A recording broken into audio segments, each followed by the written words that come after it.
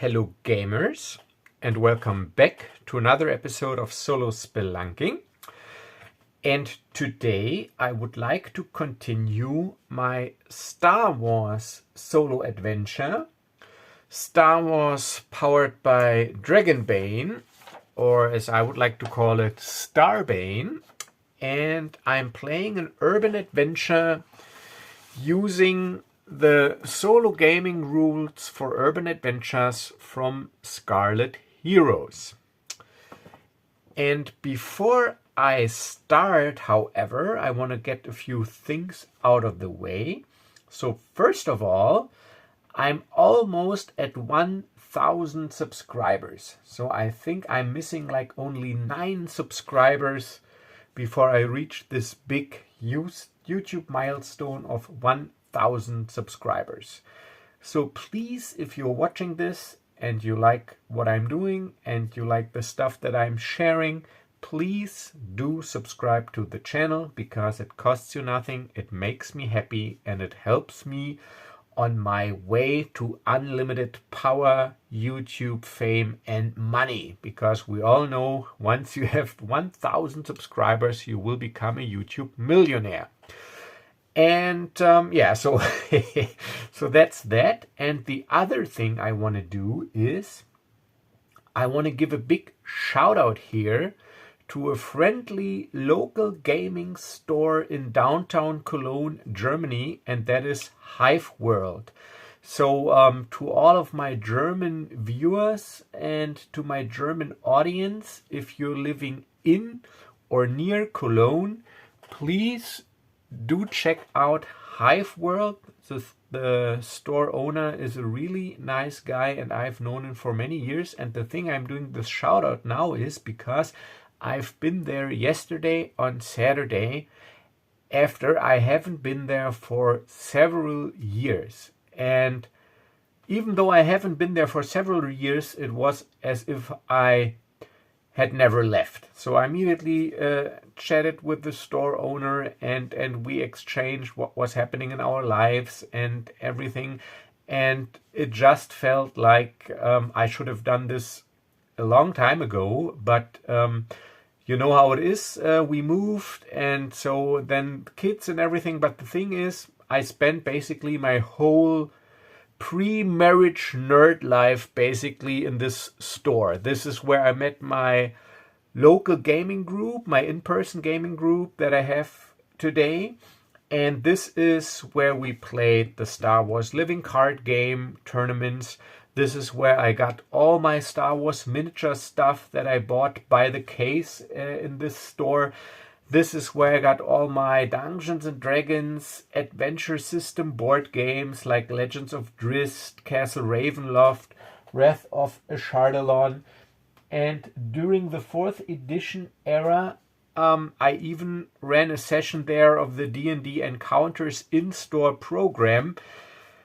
So I really spent a lot of time in this store before I got married, before I had kids. And this is where basically all my nerd life in the area around Cologne happened. So if you are in Cologne or near Cologne and you don't know Hiveworld, please check out this store.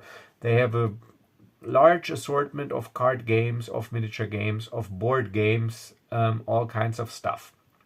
And I will put a link to their website in this video's description. And no, this is not a sponsored video, obviously not, but it just felt great to be there again. And I've decided I will do this definitely more often now.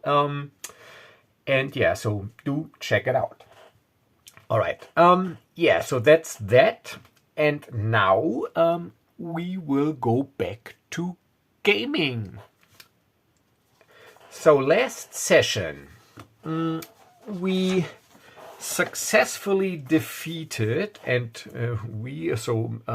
character Telrac Kendrall successfully defeated a Trandoshan mercenary that was hired to eliminate me, and we had a little shootout in a junkyard in the industrial district of Shaddaa.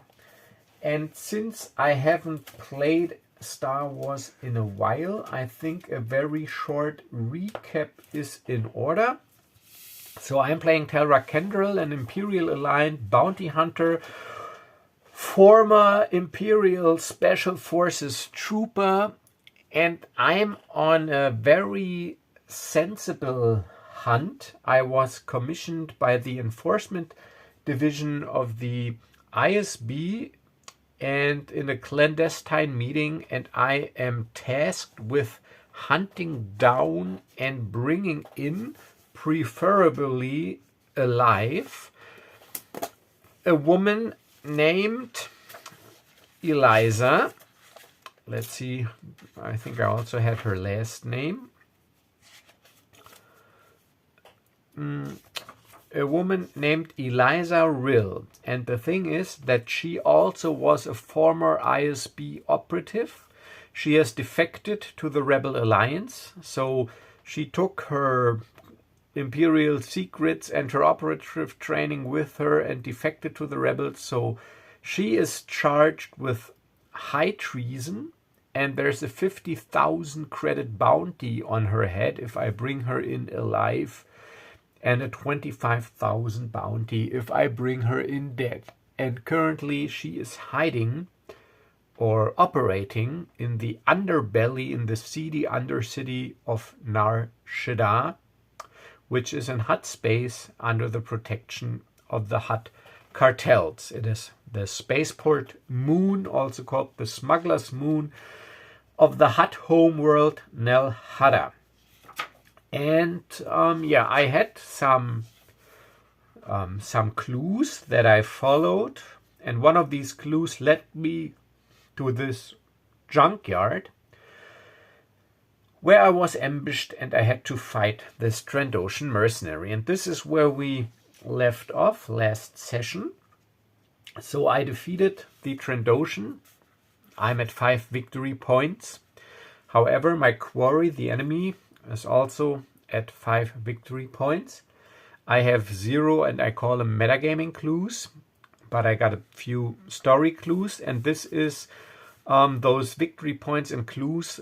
Those are things that you need for the urban adventure rules of Scarlet Heroes, because they provide a structure if you play an urban adventure where you can do different types of scenes, and you have to get to 10 victory points before your opponent gets to 10 victory points. Yeah, so last session I found a message on the dead Trandoshan signed with the letter E that pointed me to a cantina named the Darkside Lounge, and I got the information out of the message that this is also a gang hideout for the Starlight Pirates, so it can be a little rough, and I should be careful, or the Trandoshan should be careful. And the message said that the Trandoshan, that he should return there to get his payment after he completed his task, which is eliminating me. And I also recovered the personal comlink and datapad of this Trandoshan. So this is where we're at the moment. So I was still at the junkyard, and so now I am thinking about how to proceed, what to do next. And I have basically two options. I could try to decrypt this datapad and comlink to learn some more, but I think the better option, because the trail I think is still hot and I don't want to let it get cold, the better option is actually to head to this Darkside Lounge, because hopefully Eliza Rill, hopefully she did not get word or didn't realize yet that the Trandoshan failed, and maybe I can even encounter her there. So how I'm using the system is that I see what would make sense in the story plot, and then I will do that, and then I will fit this into the structure of these scene types. So usually you could also roll randomly for the scenes to have a more random experience, but I prefer a more narratively logical, cohesive experience. So yeah, so I'm torn between investigation or conflict scene, because I can't do an action scene, because therefore I need one of these clues, which is a metagaming currency that you get when you do investigation scenes. So let's see. I want to go to the Darkside Lounge, to this cantina, and see what I find there. So this looks to me, or sounds to me, like an investigation scene. So we have infiltrate a location where the activities relate to a clue. On a check failure, face a fight. That might fit. What also fits: hunt up an actor whom you have reason to suspect can give you a clue. That would be maybe the barkeeper or the patrons of this Darkside Lounge. The location, of course, would also be the Darkside Lounge. I could stake out this location or actor. Yeah, so I think it doesn't really matter. The thing is, I will go there and see what I learn. So I will use scene number 2, infiltrate a location where the activities relate to a clue. On a check failure, face a fight. And I will not only do a check, I will play, of course, this scene. So this is what I will be doing. It'll be an investigation scene. So let's get the bookkeeping in order first.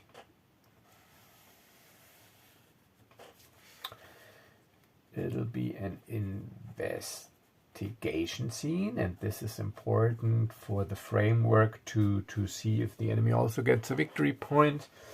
Investigation scene. And it is number, what did I say? Investigation scene number 2. Infiltrate the location.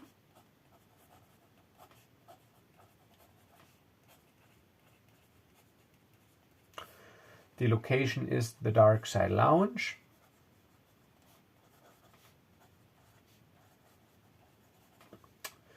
Okay, and I will underline this for the scene counting at the end of the scene. All right, so this is where I will be heading. And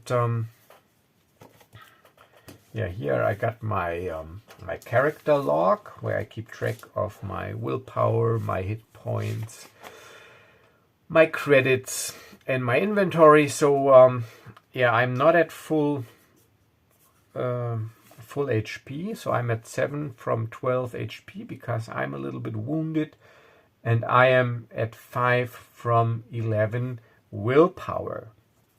So I think what I will do is, before I head over there to the Darkside Lounge, I'll take a short little round rest, which is just a short rest that allows me to recover 1d6 willpower points.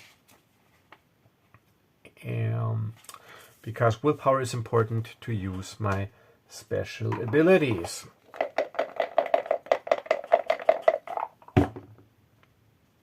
And that is a 3. 3 points of willpower are recovered, so I am at 8. That is fine, because usually you need 3 willpower to use your ability, so that would be 1 more use.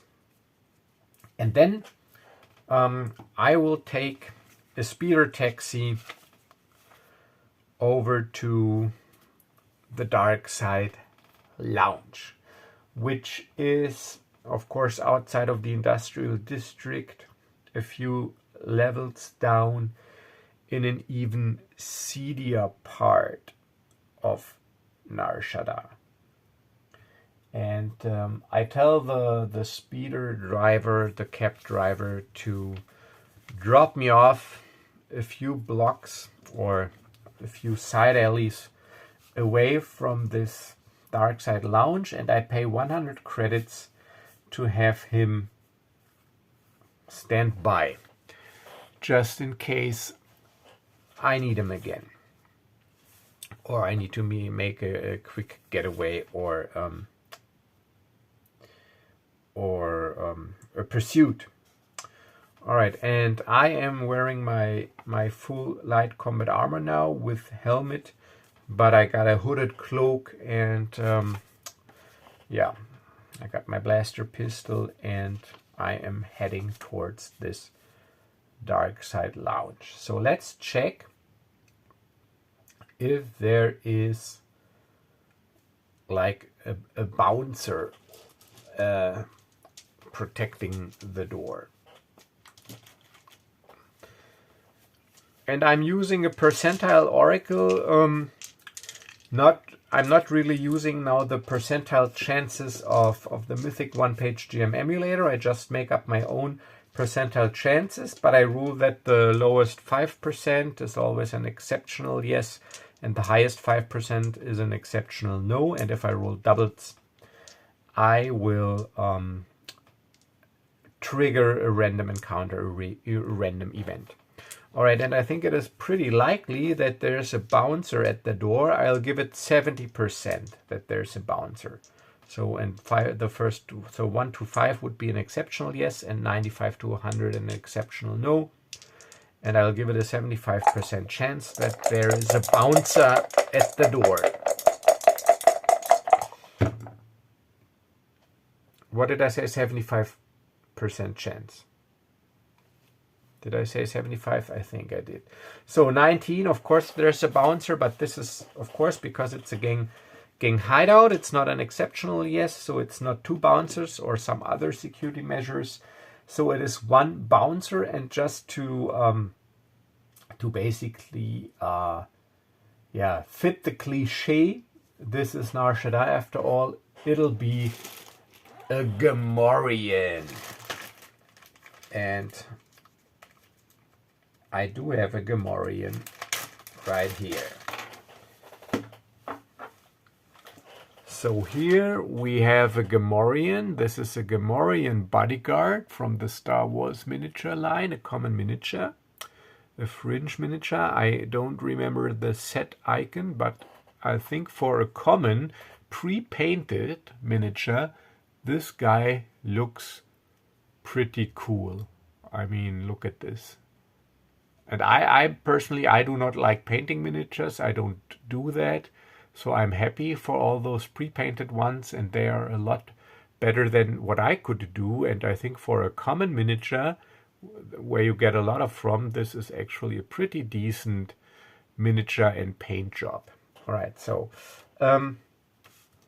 this is the bouncer, and let's get out the big book of cyberpunk and sci-fi battle mats, just in case. Let me reach over here, because I haven't used it for a while.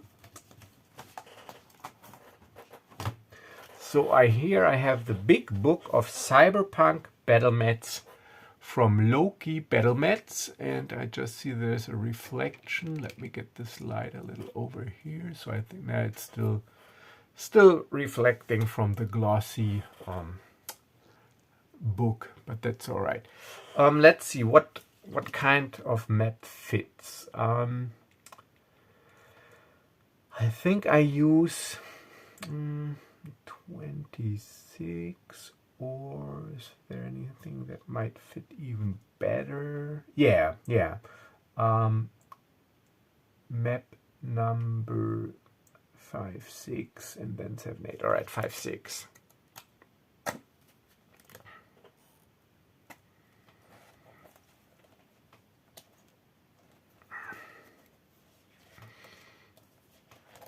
All right, so look at this wonderful street scene here.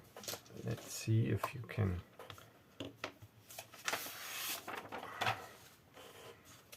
I gotta get Leia and Han out of the way here and take a look at the camera if this perspective is all right. Yeah, I think you can see what needs to be seen. So this over here will be the Darkside Lounge, and there's this bouncer at the door, and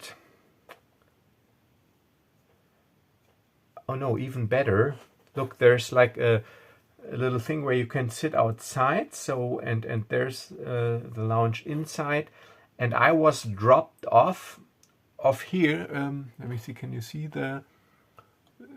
yes, you can see the Gamorrean. Okay, so I was dropped off here behind this building in this side alley, and this is like there's no daylight. You can't see the sky, so this is like a deep down level of Nar Shaddaa, and the air smells really bad. It smells of lubricants, of coolants, of filth and sewage. And there's this neon light and graffiti everywhere. So it looks like it is depicted here on this map. Some of those lights are flickering. They go on and off. So this is all pretty dim and badly illuminated. And let's get Han back into the picture and Leia back into the picture here, just because I like it. And yeah, and I approach this Darkside Lounge. This has before I approach, I will stand at the street corner over here for a few moments and take in the scenery to see if maybe I recognize Eliza, or maybe one of her minions or goons that I encountered in her docking bay when I started this adventure. Maybe I can see one of them maybe outside. Maybe they're on a lookout to wait the return of the Trandoshan. So let's make a roll. First, make a roll if I might locate them, and this will be, I think it is somewhat unlikely, so I only give it like, let's see, where can I put this so that you can see it here. I'll give it like 30% that I see someone on the outside. It'll be 30%. 30%, 48, no. So there's no one that I recognize sitting outside, also no random event, 48. So I take in the scenery for a few minutes, and then I approach and want to enter this bar. So there's a bouncer, but this does not necessarily mean that I'm not allowed to enter. I mean, it's not that uncommon to have a bouncer. So let's roll again and see if I'm allowed to enter, and I give it a 50-50. 50% yes, that I'm allowed to enter, 50% no. So am I allowed to enter? 50%. 37, indeed, I am allowed to enter, but I rule that I have to pay some sort of admission fee, because this is a gang hideout after all, and they need to acquire funds, and it's also not that uncommon to pay an admission if you want to go like in a fancy nightclub or whatever, even though this is a rundown cantina. So let's say it's 100 credits. So I'm at 1,000. So the Gamorrean goes and their vocal cords, they can't form basic words. So even though they understand basic, they can't speak it, but he makes it clear with an unmistaken gesture that he wants some credits, some cred chips. So I pay, and then he moves aside and he lets me enter. Okay, now let's just flip the page, and this is the inside, and I enter from here. And let's let's add some patrons here, because I do have all that stuff, so why not use it? So there's Godel with the Chiss here in some form of negotiation or dealings, I don't know. And we have a few patrons at the bar, a Rhodian, a Quarren, another Gotel,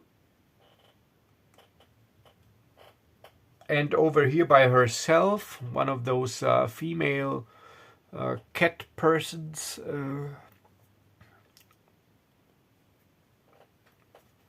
She's at the bar minding her own business. We also have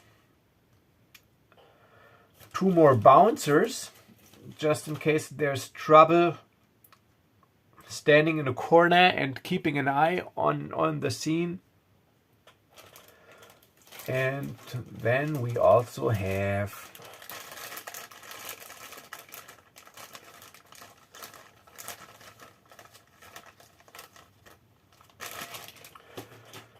two more Trandoshans. They sit over here on a table. One of them carries a large vibroblade. So this is a Trandoshan scavenger, an uncommon miniature. I also can't remember the set icon, it's too long ago. So yeah, so there are quite some shady people in this cantina. And let's see if anybody notices me, or because I'm like, I enter with a hooded cloak, the cloak drawn deeply into my face. I have my light combat armor underneath with a blast helmet that covers my face. So this is like this Western scene where you enter a saloon and everybody maybe turns and see who's coming in. Let's see if this is such a scene. So I give it a 35% chance.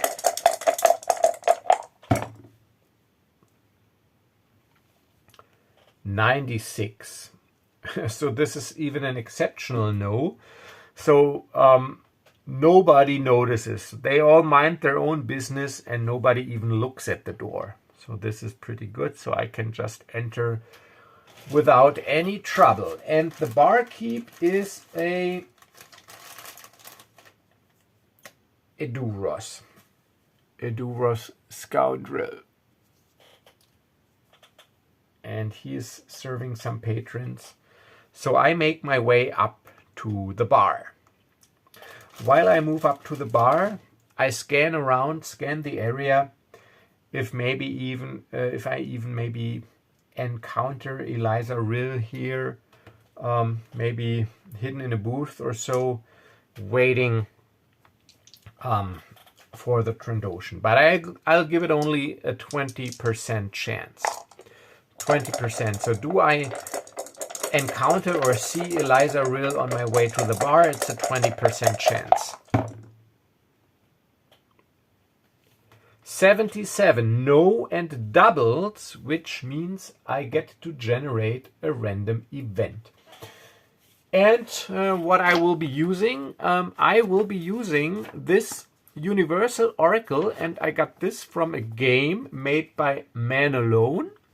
And it's called, I think, the Bartleby, which he did for the Pocket Quest thing on Drive-Thru RPG. It's like a heist game, pretty intriguing, where you're not the thief, but you're the gem that is stolen. But I'm using only this Oracle because I think it's pretty neat. It uses playing cards and it gives like 3 categories. So it gives you a concrete word, then some related words, and also an abstract meaning. So I think this is pretty nice. So I will be using this. So thank you, Man Alone, for creating this game. And I will also link this in the video description. And I will be using this Oracle because when I saw it, I wanted to try it out with a standard deck of playing cards. I will draw 2 cards and see what happens, what I generate or what I can come up with. And I usually draw 2 cards instead of only 1, because usually in the combination things for me make more sense or trigger my imagination. So we have the Jack of Spades. Where is it? Oh, here, 10 to Ace. All right, Sun, Heat, Day, Brilliance, or Perfection, Power, Worship. So these are the categories. And the 2 of Diamonds, King, Crown, Royal, Beard, Judgment, Authority, Outer Power. All right, so this is nice. Authority, Outer Power, and Perfection, Power, Worship. So power, worship, authority. So this means one thing for me. The gang leader, the head of the Starlight Pirates, he appears, he enters with a group of bodyguards, and he is well recognized, and everybody basically knows him and cowers before him, if you will, and so he has a big entry. Let's see, look like for a fitting miniature here. So what could be a nice, oh, you know what, just for gender equality, just let's make him or her, it's a female, so the leader of the Starlight Pirates is actually a pirate queen, and she is having an entourage of bodyguards with her. And she's a Twi'lek, and because she's a Twi'lek, she only trusts Twi'leks, so her bodyguards are also Twi'leks. And let me just get a nice miniature out for her. I already have one in mind. I just need to find it. There are not that many female Twi'lek miniatures, but there's this one with the Twi'lek bodyguards. Let me just, give me 1 second here. To get it out, it should be there in my melee.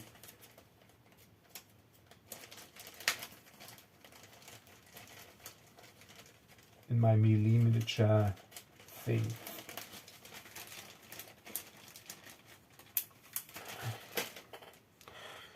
All right, so this is the Twi'lek bodyguard. It is from the very first set, Rebel Storm, an uncommon miniature. And she is the pirate queen, the leader of the Starlight Pirates. And those are her bodyguards. 2 male Twi'leks, one with the vicious and wicked looking vibroblade, but he also has a holdout blaster, and one gunslinger type with a quick draw holster. And so she enters, and as she enters, everybody is basically suddenly falling quiet, and conversations stop, and she just looks around and then immediately makes her way towards this lounge area here, which is basically where her spot is, and she sits down, and her bodyguards, they stay close, and this bodyguard, he tells those people, you need to leave now. Get a different table. Okay, and they just leave. They know better than to argue, and so that they have this area for themselves. And this bodyguard, he is keeping his distance a little to be able to react to danger, even even quicker and to have everything in a better view. So I think this is an interesting development. And now something interesting comes to me, an interesting twist. What if Eliza, what if she has some business with these Starlight Pirates? And maybe they acquired something for her, or maybe she, because this is what we determined during the last sessions, that in one of the messages it says, yeah, I found the item, but I need help extracting it. Maybe these pirates located or acquired an item for her that she desperately needs, and maybe now she's got to pay them. And because I like this idea so much, I will give it an 80% chance, because I see, I do not want to play a pre-written story or write a novel. So this should still be a game, but if things make sense in the story and the narrative, they should happen. But to keep this gaming aspect and this randomness, I will still roll. So I give it 80% that this is the case, because I think this would be a cool development and fit the story, but it is still up to the dice. Always give yourself a chance to fail. This is one of the key ingredients of solo role-playing. And this is not from me, this is from an essay about solitaire D&D, which I linked a couple of weeks ago, I think, in one of my videos or community tabs. Great essay or article. If you haven't read it, do so. Solitaire D&D. And yeah, so I will give myself a chance to fail, but it's an 80% chance. An 80% chance. And it is a 10. So now, but this is a 0, and I don't know if are these doubles. No, I should have, if I would have rolled a 1, I think that'll be doubles, right? 11, yeah. So, yeah, so 10, it's not an exceptional yes, but yes, so indeed, Eliza has business with them. And now the question is, does she come herself, or does she send, not a goon, but like a right-hand lieutenant? And now I'm a little bit torn here now, because the story somehow conflicts now with the structured framework of the solo rules, because by the solo rules, I either win the adventure if I get to 10 victory points, or lose the adventure if the enemy gets to 10 victory points before I reach my 10. So technically it wouldn't be possible, because I am only at 5 victory points, to basically capture Eliza now. So if I want to like stick to this structure, I gotta see how to do this. So of course I can, like in the hotel, she could appear and then also get away. It'll be like a scripted getaway, or I could just roll with it. And but I mean, this is the leader, the pirate queen of the Starlight Pirates. She would not negotiate with some goon. So I think I will have Eliza show up, but also with her entourage, and and then we will see how this goes. She'll probably escape, but let's see. All right, so this is an interesting development, and this is the great thing about solo role-playing, how it can all develop or evolve from a single random idea. So if this pirate queen, if she wouldn't have shown up or didn't show up, or I would have never thought about Eliza attending this meeting and this connection. So this is also what I really like about solo role-playing. All right, so Eliza Rill, she will appear, and we already established that she is a human female, and let me see if I have a fitting miniature.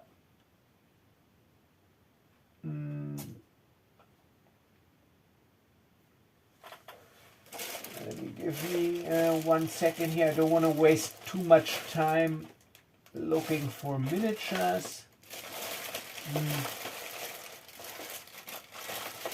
But if I find something real quick, I will use it. Yes, all right, I got one. And also a nice bodyguard. All right, so this here, Old Republic Scout, this is Eliza Rill. Let me check if I have established that she looks different, but then it doesn't matter. She could have been altered her face. Let's see, what do I have? Human female, 36 years old, brown hair, all right, almost, and green eyes. Yeah, so all right, this is Eliza. Let's just say she's got longer brown hair, green eyes, and she has with her also 2 bodyguards, a Dracelian commando, but this is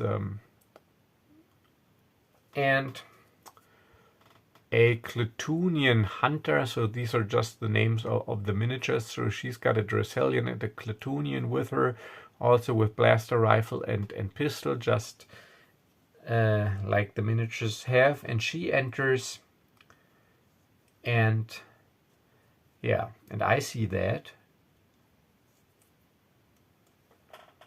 And she immediately heads over to this meeting area, meeting space. And this bodyguard, he goes, "Your company, they have to stay here. It's only you can proceed." Right, so she turns, "It's all right, I can handle it. Just stay here, keep an eye open."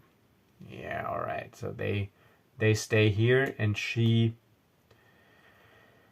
moves over here to the pirate queen, and there's some negotiation going on, and I can't really make out what exactly is going on, and but I definitely know that this is Eliza Rill. I definitely recognize her, but I'm also not stupid enough to make a move here where I probably have the whole cantina against me and lots of bodyguards. So I will wait until she has conducted her business, and then I will tail them. Okay, so they're conducting business. So let's just so that it is keep it interesting. Let's roll if this business goes as planned, or if maybe there's some sort of disagreement. But I'll only give it 15% chance that there's some form of disagreement, just to keep this tension up. 15%. 19, almost. So no, So they conduct their business. Takes a while. Maybe some small items are exchanged, probably cred chips, I don't know. But then it seems as if their business is concluded, and Eliza, she leaves. And this is my cue for me to also leave and try to tail them.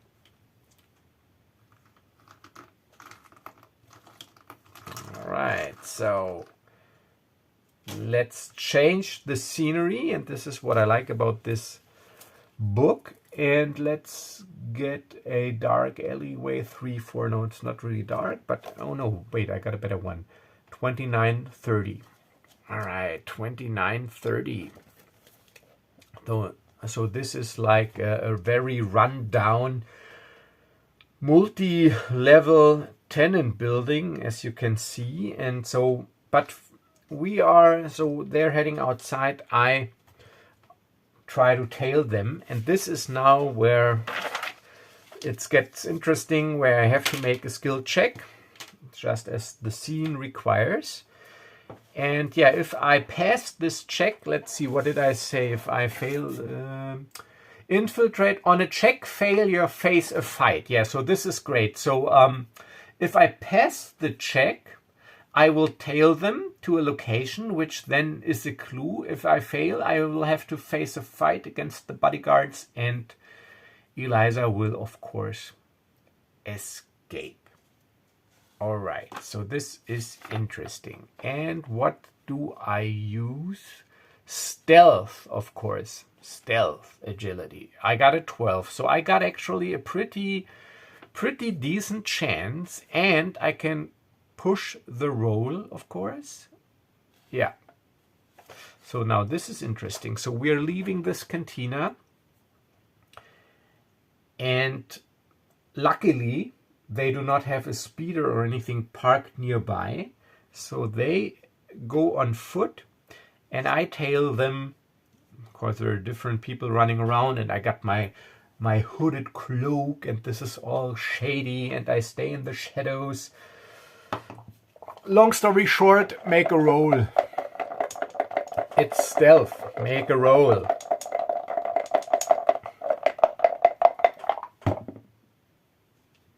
Please give me a good roll. Yes, 6. 6 out of 12. So, I do not fail the check,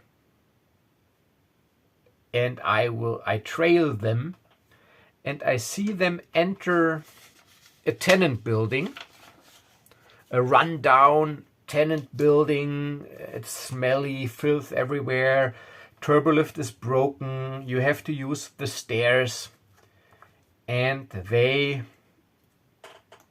I can see them enter. So I tail them. I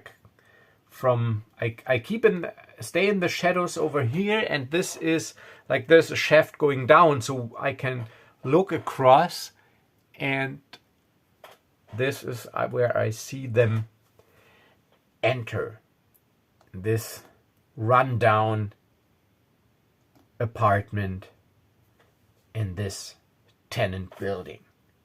And this is the metagaming clue that I got. So this is where I will end the scene. I think it played out nicely, even though no combat and only a few dice rolls, but this is how it goes. So let's do bookkeeping.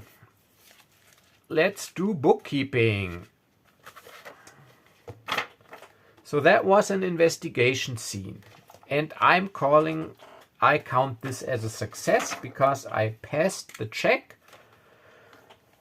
So investigation scene number 2, infiltrate location, Darkside Lounge. So let's write down. I observed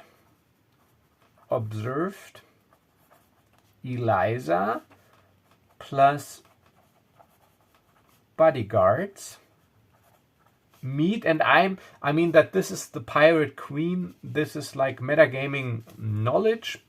I do not really, as in character, I do not really know that this was the Pirate Queen, but I could, of course, make out that this is some person of interest or importance. So observed Eliza plus bodyguards meet with Pirate Queen, and that's a Twi'lek of the Starlight Pirates.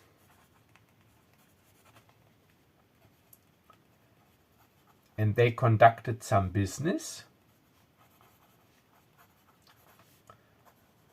Conducted business, and I tailed them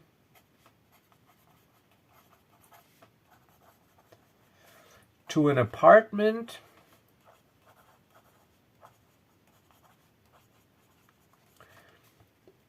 in a run down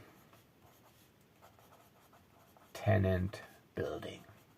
All right, and this is where we will continue next time. So I got a victory point. I count this as a success. I'm at 6 victory points. The enemy is at the moment at 5, but there's a decent chance that this increases, as you will see. But the important thing is that because this was an investigation scene, I get a clue. I got a metagaming clue now, which means I'm able to initiate an action scene next time, which means if I succeed at an action scene, I get a victory point and an additional victory point. But now let's count it again, because at the end of investigation or action scene, I have to roll a d10. This is what the rules say, to see if the enemy also gains a victory point. Okay, so once again, let's start the counting.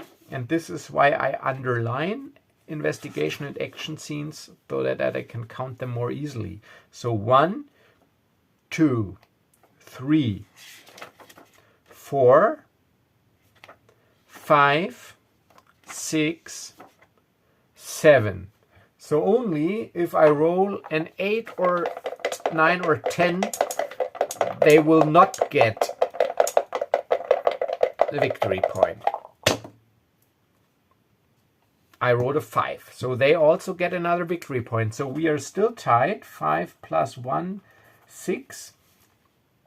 But I do have a clue now. And the only thing to reduce enemy victory points is with conflict scenes.